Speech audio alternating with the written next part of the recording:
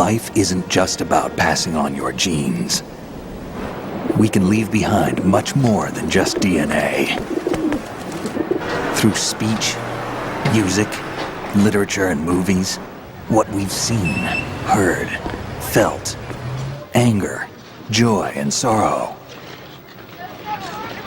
These are the things I will pass on. That's what I live for. We need to pass the torch. I'm in Manhattan, just on a lunch break from my job, holding the R5 Mark II, but today we're not talking about Camrys or New York. We're talking about Metal Gear and the changes that the game has been able to make, Konami in itself, and a lot of thanks to Hideo Kojima, for the series coming from where it started in its really modest roots, and how each of these iterations and changes that they made as the series progressed really pushed the console industry forward, not just the games. Let's talk. If you're new to my channel, definitely consider subscribing. I like to talk about games, old school games that come back to life, and remakes and all that stuff. So definitely featuring Metal Gear Solid Delta. And today, not only in these boundary pushing changes that Metal Gear has done, but also with the changes that, for example, Metal Gear Solid Delta has done to really kind of take what you knew and then push it a little bit further and change a few things that some people like and some people don't. And then it changed too with the help of Sophia Angelica with the song Snake Eater. For the day we see new light, give my life. You know, Snake Eater was re-recorded recently for Metal Gear Solid Delta, and it has some mixed reviews. Some really hold on to the original, but I do think that the remake of the song is great as well. So we decided to give that another shot, which you can check out later in the video. But anyway, let's move forward. You know what's kind of cool is like being in the place where MGS2 Sons of Liberty took place. But anyway, back to the story. So Metal Gear Solid, Metal Gear. A lot of people just call Metal Gear Solid Metal Gear, or people who call Metal Gear Solid completely don't realize that the first two games that Hideo Kojima designed for the franchise, which is called Metal Gear and Metal Gear 2 Solid Snake. Now those in itself were kind of revolutionary for when they came out on the MSX in Japan. Now MSX PC engine, basically really low bit rate, low powerful machine, couldn't really do much. Couldn't even have a lot of characters on screen, so Kojima had to really kind of try to be creative when it came to unleashing this first and second entry into the series. And what he was able to do with that machine is be creative and creatively program or creatively think of a different idea around the franchise.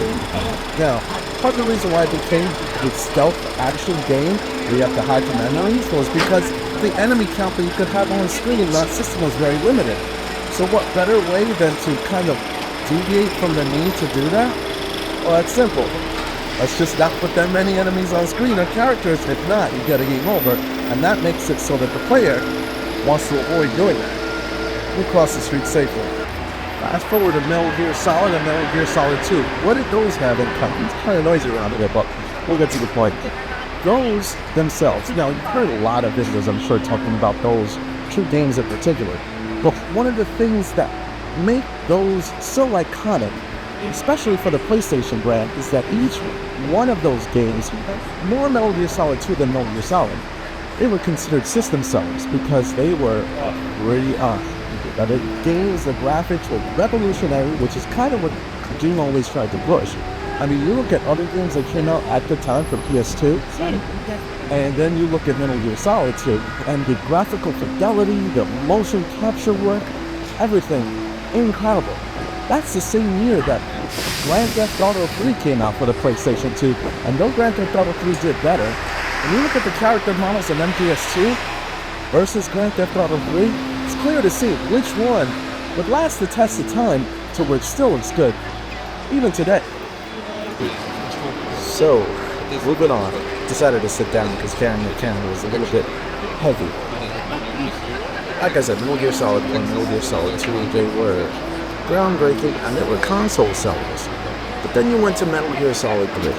Now that game was a little bit different because it was designed, or began to be designed, for the PlayStation 3. Again, another console seller. However, if you don't know this, it took a little bit of time before the PS3 would come out. Xbox 360 was pretty much planned to be released a lot sooner than the PlayStation 3, so Konami had to just really push whatever they can do for the PS2, Metal Gear Solid 3. So that, although it wasn't a system seller and it really didn't have kind of like mainstream hype as much as Metal Gear Solid and Metal Gear Solid 2, I'd say Metal Gear Solid 2 definitely had more mainstream hype. Metal Gear Solid 3 was still a big thing. And when it came out, it really changed the landscape of what a Metal Gear Solid game is. Now, it had not only incredible graphics, but it redesigned the core concept of slinking missions, because now instead of urban settings, you're in a jungle. And that had to, of course, have a new engine behind it, but also its story, because it was placed in a different timeline, expanded on really the lore of Metal Gear Solid. All in all, it was an incredible experience, and one that PS2 gamers remember to this day. And from that standpoint, going forward, the future of Metal Gear seemed to look bright. The sales did well, but arguably Metal Gear Solid 2 was more of a financial success. But Metal Gear Solid 3, though graphically impressive, it really did push the storytelling and the gameplay to new levels. So that's where it broke out.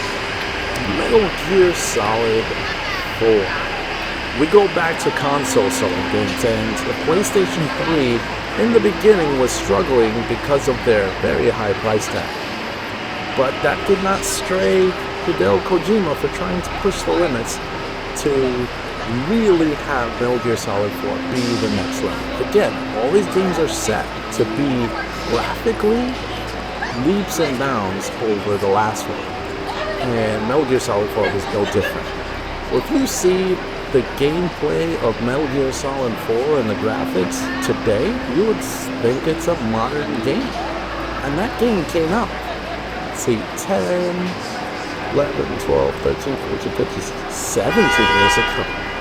Yes, I had to count with my fingers. But a long time ago. But you look at it and it still looks incredible. The downside to it is because this game tried to push the limits so much that the game came out on one Blu-ray disc. Now at the time, Xbox 360 was only on DVDs, so you really couldn't put the game on any other video game system but the PlayStation 3, because the PlayStation 3 was the only system that had Blu-rays, since Xbox and Microsoft was more pushing to HD DVDs. But Blu-ray won that war, and that kind of helped the PlayStation 3 amongst finally developers getting the footing on that console system. So, there it was, platform seller, Metal Gear Solid 4. Now, going into the portable space, we have Metal Gear Solid Peace Walker. But before that, Metal Gear Solid Portable Ops. Now, I'm not going to really pay attention to the Acid series, but Metal Gear Solid Portable Ops. Yes, I know Kojima has pretty much said that any game that he didn't directly direct himself is not really part of lore, but I don't buy it. I think I've said this in previous videos. Metal Gear Solid Portable Ops, you have story beats, and you have some of the screens that were done for Metal Gear Solid Portable Ops show up in Metal Gear Solid 4 as part of the official lore. And even though the story itself generally didn't have too much to follow up on, and it didn't push Naked Snake's story too much forward, it did enough. You had some more information on Ocelot and what he was up to. You had the fact that the legacy was not completely stolen by Eva and that she had kind of a shake. So that was all revealed in Portable Ops, as well as Roy Campbell's first chronological appearance. So to me, the story makes sense. And even in Peace Walker, which is considered canon, you have them in the very beginning mentioned that now we could leave that San Geronimo crap behind, basically. Miller says that. That's kind of their way of saying forget about portable ops, but it still happened, in my mindset. But Peace Walker was really where I wanted to focus on, because Peace Walker itself is considered not only canon, but at first, like it was the fifth one, official fifth one. Really, when you pay attention to what it did, I think it was one of, if not the most complete stories with incredible graphics for such a portable system that was weaker than the PS2. And the length of the story, and then the fact that when you finish the game, you still have so much more to go. That in itself was next level for such a portable system. Now, it was late in the PSP's lifespan, but it was still significant. And that significance was crucial when actually playing the next game, Ground Zeroes, MGS5. Now, Ground Zeroes, how did that affect it? Well, it was kind of a first for the series, because it was the first in the series that was being released on multiple platforms. PC, Xbox 360, Xbox One, PS4, PS3. It was everywhere. So this was Konami's way of saying, and specifically Kojima's way of saying, how do we do it so we can sell on whatever platform you've got?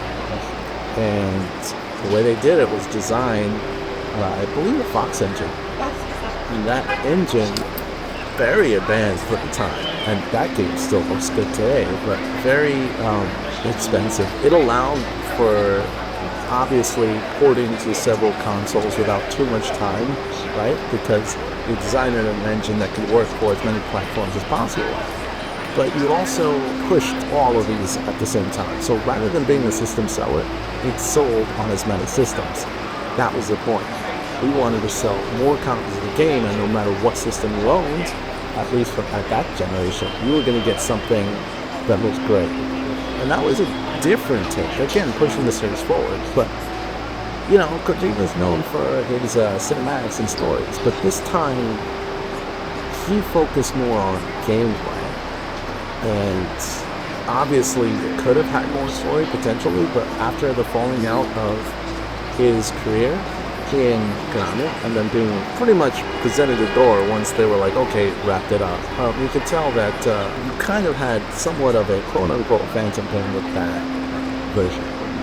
So without the director leaving, where would the series go? Especially with all the innovations that the series had. And breaking limits, breaking traditions, trying to change. I would say Phantom Pain in itself did a lot of things differently, but also the same, because it was kind of like MGS2 with the amount of surprises, the amount of twists and turns, but also really meta with its amount of Phantom Pain that gave the audience, the city. Phantom Pain, if I were to describe it, there's not necessarily the legal definition, but if I were to describe Phantom Pain, it's like when you lose a limb, but you could still feel like it's there. It's not, it's gone, you miss it. There were several of those that happened in Phantom Pain.